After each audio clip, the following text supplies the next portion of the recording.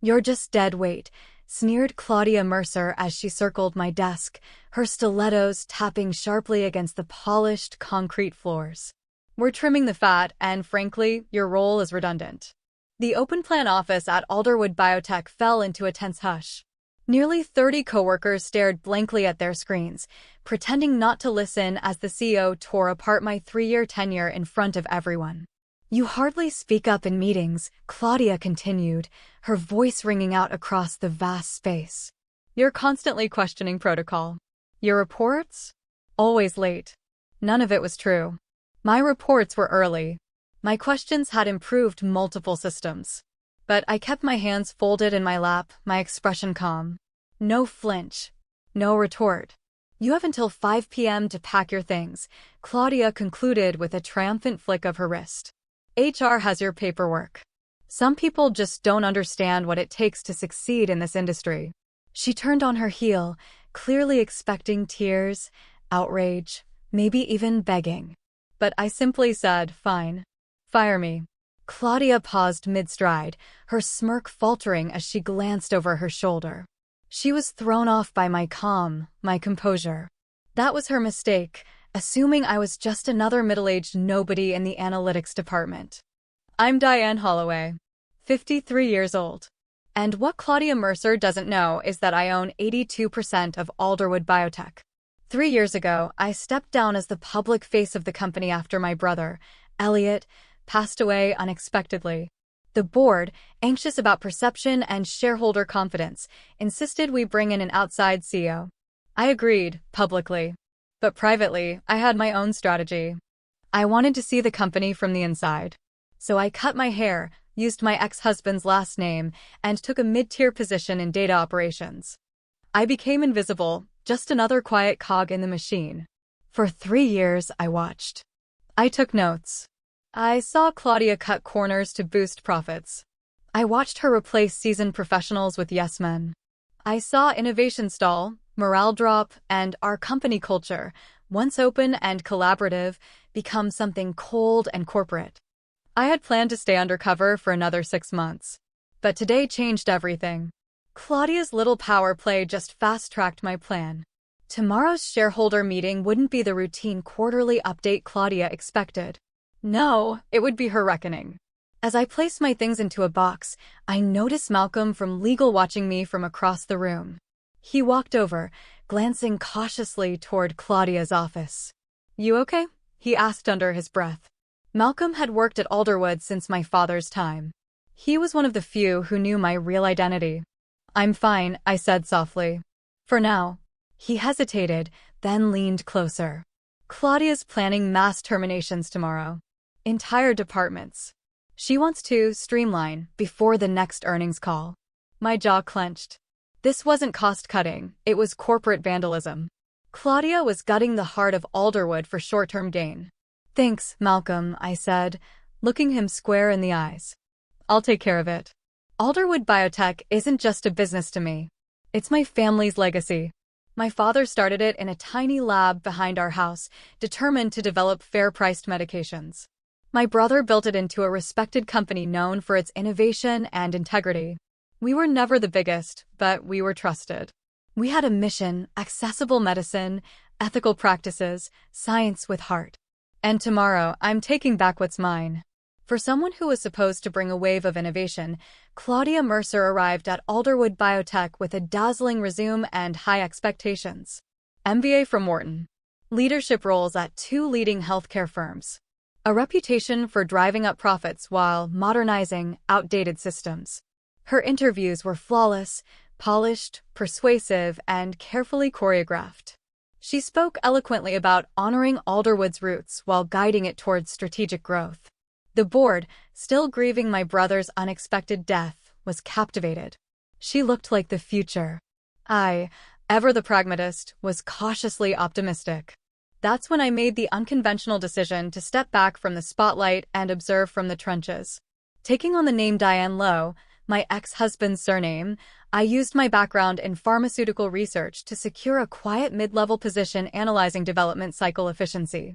It gave me access to the data and day-to-day operations, far removed from the sanitized executive summaries that reached the boardroom. In the first year under Claudia's leadership, the numbers looked good on paper. Profits jumped 18%, and we broke into 2 promising therapeutic areas. But while the board toasted success, I saw the cracks forming beneath the surface. Research budgets were being trimmed quietly, methodically. Seasoned experts were pushed out and replaced with cheaper contractors who lacked the same depth of knowledge. Quality control checks, once rigorous, became dangerously superficial. In executive meetings, Claudia shone. She had charm, a sharp mind, and a gift for reframing ruthless decisions as bold strategies. She called it streamlining. I called it sabotage. I didn't stay silent. As Diane Lowe, I submitted risk assessments on quality lapses. I offered revised protocols. I brought up concerns during team huddles and analytics reviews. One by one, my efforts were deflected, discredited, and dismissed. In my most recent performance review, Claudia called me resistant to change and a drag on team morale. At first, I gave her the benefit of the doubt. I thought she wanted what I did, a better Alderwood, just with a different vision. But over time, it became painfully clear Claudia's loyalty wasn't to the company or its mission. It was to short-term profit, shareholder dazzle, and her own upward trajectory. The day before my public firing, I overheard a conversation between Claudia and our CFO while they thought the break room was empty. Once we streamline R&D and shift production overseas, she said casually, "You'll be in the perfect position for the Axiom merger. My bonus is going to be outrageous." Merger? That was the first I'd heard of any such deal. And a merger of that scale required board and shareholder approval, which meant it required my approval. The morning after I was terminated, I arrived at my apartment building's lobby to find Diane from HR waiting for me. She looked like she hadn't slept. "Ms. Lowe," she began, her voice low, "I have your separation agreement." She handed over a thick envelope. "Ms. Mercer asked me to personally ensure you understand the confidentiality provisions." I flipped through the pages. Non-disparagement. Non-disclosure. 2-week severance in exchange for silence. Laughable. "There's also this," she said, passing over another form. "You'll need to vacate your apartment within 30 days. Of course. I'd forgotten this building was owned by one of Alderwood's employee housing programs. Claudia wasn't leaving anything to chance. "Thank you, Diane," I said, taking the papers with a tight smile. "I'll read these carefully." She hesitated. Her eyes darted toward the elevator before leaning in. "There's something else. It's not public yet, but," she dropped her voice to a whisper, "Claudia is planning to outsource the entire research division to India. Over 100 people will lose their jobs." I felt a cold fury rising in my chest. Claudia wasn't just making changes, she was gutting the very soul of Alderwood. She had no idea who she'd just fired. Their jobs after the quarterly meeting. The research division wasn't just a department, it was the heart of Alderwood Biotech. It was where my grandfather tinkered late into the night, developing the company's first generic medication in a makeshift lab. It was where brilliant scientists, some who had spent 20, 30 years with us, worked tirelessly to improve lives. "Why are you telling me this?" I asked quietly. Diane from HR looked me in the eyes, her expression grim. "Because it's wrong," she said simply. "Your reports, the ones you submitted under your alias? You were right. There are quality issues. 2 of our trial medications failed last-stage testing due to the shortcuts Claudia insisted on.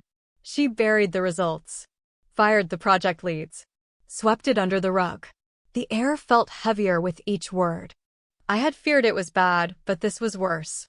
Claudia wasn't just gutting the culture of Alderwood.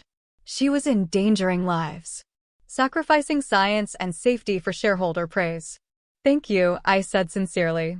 "I know the risk you're taking." Diane nodded, then slipped away quietly. I sat in the lobby of my building, the morning sunlight slanting through the windows, stunned by the weight of it all. My 3-year undercover effort had shown me everything I needed to see. But the cost? How many brilliant careers had been derailed? How many patients were unknowingly put at risk? And how close had I come to letting Claudia destroy everything my family had built? My phone buzzed. Alan, meeting moved up to 10 a.m. Claudia presenting new strategy to board and key shareholders. Merger announcement expected. She was accelerating the timeline, hoping to bulldoze the merger through before anyone had time to question it. Classic. I glanced at the clock. 8:30 a.m. 90 minutes. I moved quickly to my home office, pulling up a folder labeled Project Evergreen, the contingency plan I'd quietly developed over the last year. It outlined a full executive restructure, a plan to reinvest in our research core, and protections for employees most vulnerable to Claudia's slash-and-burn methods. I had prayed I'd never need to use it. But today, she left me no choice. As I dressed, slipping into a navy blue suit I hadn't worn in 3 years, I felt a rising tide of emotion. Disappointment that the woman I once saw promise and had become so cynical. Anger for the cruelty she showed to good, hardworking people. And guilt because I had waited. I had watched too long. Another message came in from Alan. Alan, Victoria's assistant sent me tomorrow's press release draft by accident. They're closing the Seattle facility. 230 jobs gone. I froze. Seattle was where it all began. Where my grandfather started mixing formulas on an old wooden workbench in a converted garage. Where my father grew the facility into the cornerstone of Alderwood's production. It wasn't just any site, it was the site. And Claudia was wiping it off the map for a profit margin. This wasn't just business anymore. It was personal. I placed my tablet into my briefcase, slipped on my heels, and walked out the door with renewed purpose. It was time to come out of the shadows. Alderwood Biotech's headquarters sat atop a sleek glass tower in downtown Portland. I entered through the lobby, nodding at the same security guards who had once waved me to the employee entrance without a second glance. Today, they didn't recognize me in my tailored suit and heels. Instead of the usual third-floor elevator to analytics, I pulled out a keycard I hadn't used in years. The executive elevator opened silently. The boardroom was on the top floor, spacious, modern, with floor-to-ceiling windows looking out over the Willamette River. I could hear Claudia's confident voice from behind the half-closed door. Unprecedented opportunity for growth. The Axiom merger will position Alderwood as a top competitor, delivering exceptional shareholder value. I paused. She was selling it hard, framing the deal as a sure thing. What about the research division? Came a familiar voice, Harold Jensen, the longest-serving board member. Alderwood's brand has always been about innovation, he continued, voice skeptical. Research can be done more cost-effectively overseas, Claudia replied smoothly. We're cutting excess to increase our appeal. I've prepared a comprehensive restructuring plan. Enough. I pushed open the door. 14 heads turned toward me. And I smiled. Expressions around the boardroom shifted, shock, confusion, and in Alan's case, carefully concealed satisfaction. Claudia, ever the tactician, recovered quickly. I'm sorry, she said, reaching for the phone on the wall. This is a private meeting. Security will escort you out. Before she could press a button, Harold Jensen, our longest-serving board member, leaned forward. Diane? Is that you? Hello, Harold, I replied calmly, placing my leather briefcase on the polished oak table. It's been a while. Claudia's hand froze mid-reach. Diane. Diane Holloway, she stammered. I said, standing tall. Majority shareholder. Former CEO. The blood drained from Claudia's face. But you're Diane Lowe from Analytics. A necessary cover, I said, addressing the board as a whole. To understand the company's operations from the inside. And what I've learned over the last 3 years has been enlightening. This is highly irregular, Claudia said, trying to steady her voice. Ms. Holloway, while we appreciate your concern, this meeting is for the current leadership to present our strategic vision. A vision that includes dismantling our Seattle facility, outsourcing our research division, and merging with Axiom Pharmaceuticals, I said, cutting her off. All without a board vote. Or shareholder approval. The room fell quiet. Concerned glances flickered between board members. These are preliminary discussions, Claudia insisted. Nothing has been decided. I opened my briefcase and pulled out a thick stack of papers. Then why does tomorrow's press release, scheduled for publication at 9 a.m., describe these decisions as finalized? I handed out copies to each board member. Claudia's lips pressed into a tight line as she recognized the document.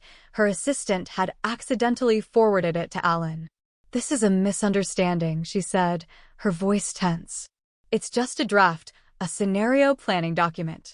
"Then perhaps we should also discuss the termination of Diane Lowe," I said, "and the pattern of dismissing employees who raise legitimate concerns about declining quality standards and safety risks." "You are underperforming," Claudia snapped. "The records are clear." "So clear," I replied evenly, "that you chose to publicly fire me in front of the entire department, revoke my housing immediately, and offer 2 weeks severance for 3 years of service?" The board members shifted uncomfortably. Claudia's tone changed again, sliding into something more measured. "I understand you're upset," she said. "But these decisions, while difficult, are necessary. The pharmaceutical industry is evolving. We must evolve with it." She had a way of making poison sound like progress. No wonder the board had been drawn in. "You're right about one thing," I said after a pause. "We do need to adapt." Claudia smiled, sensing victory. "I'm glad you understand," she began. "Which is why," I continued, "as the majority shareholder of Alderwood Biotech, I'm calling for an immediate vote of no confidence in your leadership." The smile died on her lips. "You can't do that," she said, voice rising. "Actually," Alan chimed in, sliding a folder across the table, "she can." Claudia's eyes widened as she opened the folder. "This is absurd," she said, visibly rattled. "The board appointed me CEO. Only they can remove me." "With all due respect," I said, "that's not entirely accurate." I handed out another document. Article 7, Section 3 of our corporate charter grants the majority shareholder emergency removal powers if the CEO acts in direct contradiction to company interests, without board consent. Heads bent as the board members began reading the provision, murmuring to one another. Claudia remained standing, her knuckles white against the edge of the table. "The merger talks were preliminary," she said desperately. "Nothing has been signed." "But you've already taken concrete steps," I replied. "You've terminated key personnel. You've compromised safety protocols.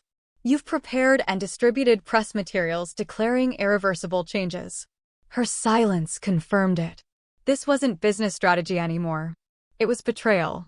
"Protocols, prepared press materials, and accelerated restructuring," I said, turning to Claudia, "all without proper authorization." The room was still. Then Harold Jensen cleared his throat, his tone measured but firm. "Diane is correct about the charter provisions," he said, looking around the table. "However, we should thoroughly discuss these allegations before taking any formal action." I nodded. "I agree. Which is why I've prepared this." I connected my tablet to the boardroom's display system. The screen lit up with a visual timeline. Each point on the graph marked key decisions made under Claudia's leadership, research budget cuts masked as efficiency reallocations, stripped-down quality control protocols hidden behind technical jargon, abrupt terminations of employees who raised red flags, and internal documentation about failed clinical trials, none of which had ever been shared with the board. Claudia's face flushed as she stared at the screen. "Where did you get all this?" she demanded. "I worked in this company, undercover, for 3 years," I said, meeting her gaze. "And I documented everything." I tapped to the next screen. The display changed to a financial projection with red arrows and yellow warning symbols. "But what truly concerns me," I continued, "is this." It was a detailed analysis of the long-term impact of Claudia's decisions. Yes, profits had surged. But the costs were coming, multiple pending lawsuits from patients who had suffered complications due to rushed drug development, internal emails flagged by legal as potential FDA violations, and the mass departure of seasoned researchers, many of whom had taken key knowledge with them. The mood in the room shifted. The confidence in Claudia's earlier presentation was draining from the faces around the table. Sensing she was losing ground, Claudia shifted gears. "Even if there were procedural oversights," she said carefully, "the results speak for themselves. Since I became CEO, profits are up 42%. Our stock price has nearly doubled. At what cost? I asked sharply. The safety of our patients? Our reputation for excellence? The soul of the company my family built? Claudia shrugged. Business requires tough choices.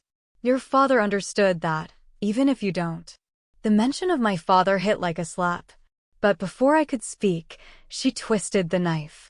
He knew professional leadership was necessary. That's why he asked the board to bring in an experienced CEO. He didn't trust you to lead. The words hit hard until Harold pushed back from the table. That's not true, he said, his voice unusually stern. Robert Holloway never said anything of the sort. I was his closest friend on this board, and I assure you, he was deeply proud of Diane, of everything she's done for this company. Relief surged through me like a wave. Claudia had been lying, trying to rattle me. But Harold had exposed her game. Ms. Mercer, Harold said, looking directly at her, I think it's time you stepped outside. The board needs to deliberate. Claudia's jaw tightened. I don't take orders from. Security can assist if necessary, Harold added mildly. Claudia hesitated, then stormed out, her heels striking the tile in angry staccato. The boardroom erupted. Concerned murmurs. Quiet disbelief. A few raised voices. I said nothing. I let them sit with the reality of what I'd revealed. Finally, Harold raised a hand for silence. Before we vote, he said, there's something more you need to know. He looked directly at me. Claudia hasn't just been orchestrating a merger. She's been negotiating the sale of Alderwood's proprietary research technology your team developed to Axiom. Separately, a ripple of shock ran around the table. This wasn't just about job cuts anymore. Or culture. Claudia had been trying to sell the very heart of our company, life-changing research that could impact millions for her own benefit. My breath caught. How do you know this? Harold slid a folder across the table toward me. And I opened it. Because Axiom approached me last week, assuming I was already informed, Harold said, sliding the folder toward me. Inside were email exchanges between Claudia Mercer and Axiom CEO. They outlined a plan to sell Alderwood's proprietary research portfolio, breakthroughs developed by my team, for a fraction of its value.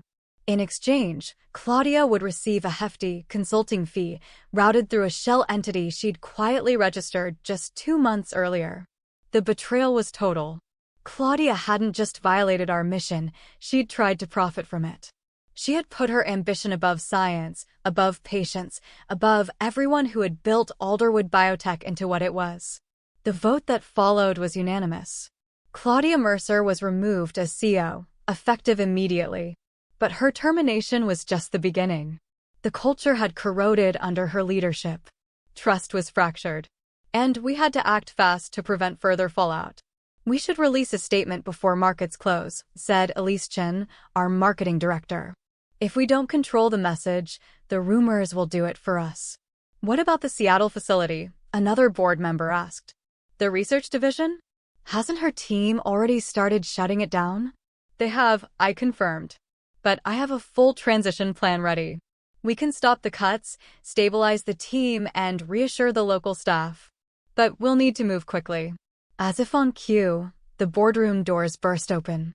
Claudia stormed in, flanked by 2 sharply dressed men I didn't recognize. This emergency board meeting violates notification protocols, she said triumphantly, waving a document. My legal team has confirmed that any decisions made today are invalid.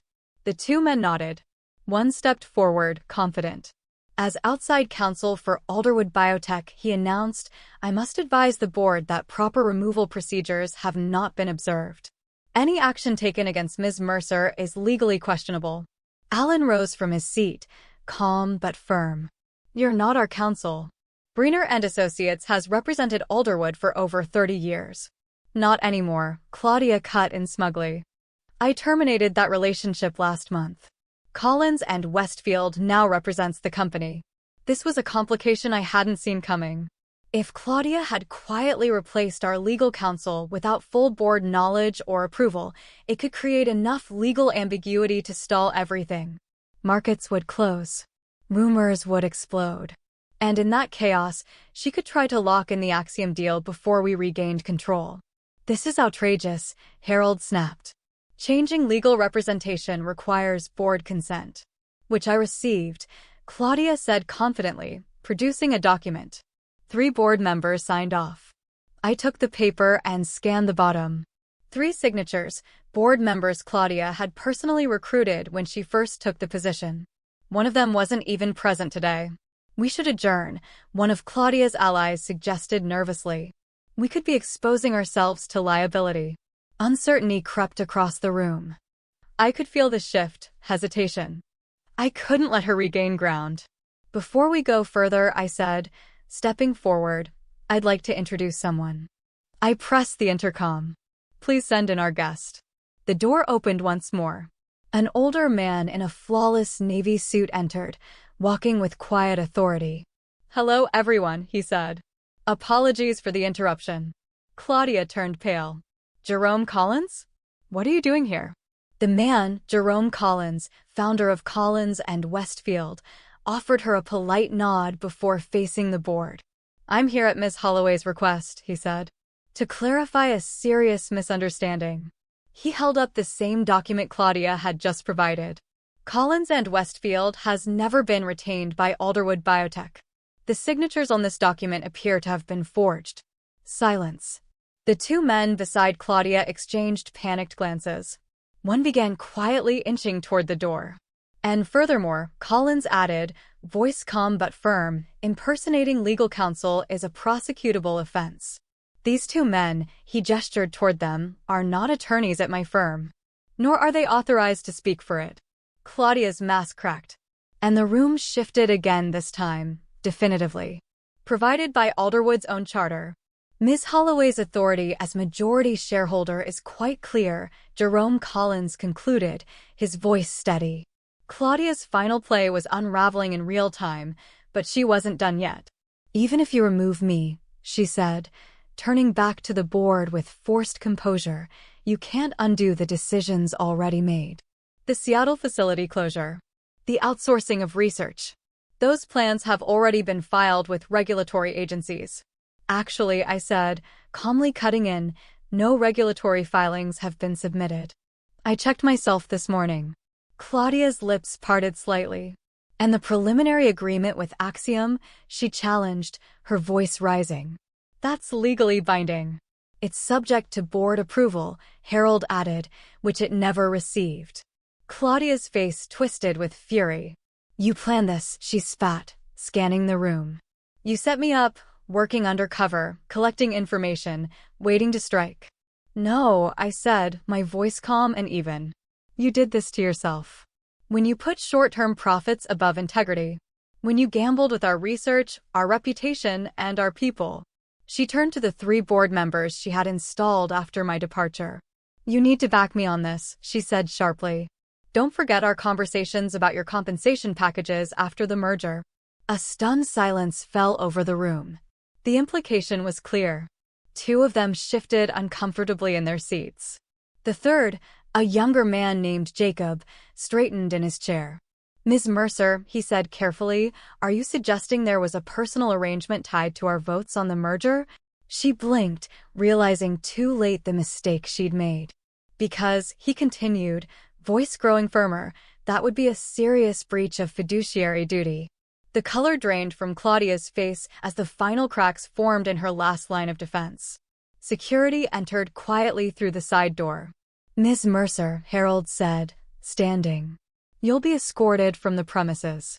You and your team are no longer authorized to access company systems or offices. Claudia didn't speak. She just turned, stiff with rage, and followed the guards out, along with her 2 imposter lawyers. I took a deep breath, then walked to the head of the table. The seat had always been mine. I had just been waiting for the right moment to take it back. The next morning, I arrived early for the all-staff meeting I'd called. The company auditorium filled quickly. Word had spread that something major had happened, but no one yet knew the full truth. Employees filed in with hushed whispers and anxious expressions. My former teammates from the analytics department stared in disbelief when they saw me on stage, not in business casual, but in a tailored navy suit, standing confidently behind the podium. Claudia had planned to use this meeting to announce mass restructuring. Instead, she was clearing out her office under the watch of security. "Good morning," I began, my voice carrying through the hall.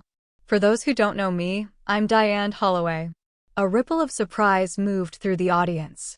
"Some of you knew me as Diane Lowe from Analytics. That was intentional. For the past 3 years, I've worked alongside you. I've sat in your meetings, eaten in the same cafeteria, and shared your frustrations. I've watched how this company has changed, and now it's time to change it back." I explained what had happened: Claudia's removal, the scrapped merger, the reversal of the layoffs. With each revelation, the tension in the room loosened, replaced by cautious hope. "Yesterday, Claudia Mercer fired me," I said, smiling faintly. "She called me deadweight. But today, I want to talk about what makes someone valuable to Alderwood Biotech." I clicked to the first slide, photos of employees from every department: lab techs, janitors, researchers, interns. Value isn't about title or salary. It's about integrity, commitment, and shared purpose. I outlined our new strategy: no mass layoffs, no offshore outsourcing, and no quality compromises. In place of Claudia's top-down control, we'd be adding a new board seat representing employee interests. Their voice would finally be heard. In the crowd, I saw my former supervisor wiping away tears. Nearby, several researchers were smiling at one another, their faces glowing with renewed energy. Finally, I concluded, this isn't just a company. It's a community. And together, we're going to rebuild it. "I also want to acknowledge," I continued, "the toxic leadership environment many of you have endured over the past few years." I paused, letting the silence linger. "That ends today." For a moment, the auditorium was still. Then someone in the back began to clap. Others joined in, cautiously at first, then with rising energy until the entire room thundered with applause. A standing ovation. People weren't just relieved, they were ready. After the meeting, I made my way through the lobby, where Claudia Mercer stood, flanked by 2 security guards, her coat draped stiffly over one arm. She had been allowed to collect her personal belongings, nothing else. No documents. No access to company systems. No secrets. I approached her slowly, maintaining a respectful distance. "You won't succeed," she said, voice tight and bitter. "The market's changing. Your father's approach is outdated. Alderwood will be obsolete within 5 years. "Perhaps," I said, nodding slightly. "But if that happens, we'll become obsolete with our integrity intact." Claudia let out a cold laugh. "Integrity doesn't pay shareholders." "Actually," I replied calmly, "sustainable growth, built on quality and ethics, pays shareholders quite well. It just requires patience and a vision that extends beyond quarterly margins." Her car pulled up outside. A sleek black sedan. She turned as if to leave, but then glanced back at me. "You know," she said, "I almost feel sorry for you. You could have learned something from me." "I did learn something from you, Claudia," I said softly. "I learned exactly how I don't want to lead." She didn't respond. Just turned away, slid into the car, and shut the door behind her. No goodbyes. No last words. Just the quiet sound of a failed exit. Her defeat was complete. The company she tried to strip for parts would now rebuild itself, stronger, more united, and rooted in the values she tried so hard to erase. Later that afternoon, I returned to my office, my father's old office on the top floor. Claudia had redecorated it in cold, sleek minimalism. The warmth was gone, the personality erased. But change would come. Waiting for me inside was Alan, holding a bottle of champagne and 2 glasses. "Congratulations," he said with a smile, pouring us each a glass. "Your father would be proud." "I hope so," I replied, accepting it. "There's still so much to fix." Alan nodded. "Yes, but now you've got an entire company ready to help you fix it." He was right. For the first time in years, Alderwood Biotech wasn't fractured. It wasn't surviving on damage control and hollow promises. It had purpose again, shared purpose. On my desk, I found something that hadn't been there before. A small, framed photo of my father that Claudia had removed when she took over. Alan must have placed it back. I smiled and set it where it belonged. Then I added another frame next to it, a snapshot from last summer's company picnic. In it, I was sitting with the analytics team, laughing mid-conversation, completely unaware the photo was being taken. The two images represented different halves of who I was: Diane Holloway, steward of a legacy, and Diane Lowe, the colleague who'd earned trust the hard way. Together, they'd guide Alderwood forward. I raised my glass. To new beginnings. Alan grinned and clinked his glass with mine. And to the best kind of revenge. What's that? I asked, already smiling. Success, he said, on your own terms. If my story resonated with you, even just a little, I ask for one thing: remember it. Remember that strength doesn't always roar. Sometimes it works quietly, shows up every day, listens more than it speaks, and waits for the right moment to rise. That's how I reclaimed the company my family built, not with fury, but with patience, purpose, and relentless belief in doing what's right. If you've ever been underestimated, overlooked, or dismissed, I see you. I was you. And I want you to know, you're not dead weight. You're the engine they never saw coming. To those who've followed my journey, whether you were rooting for me from the beginning, or only now seeing the full picture, I thank you.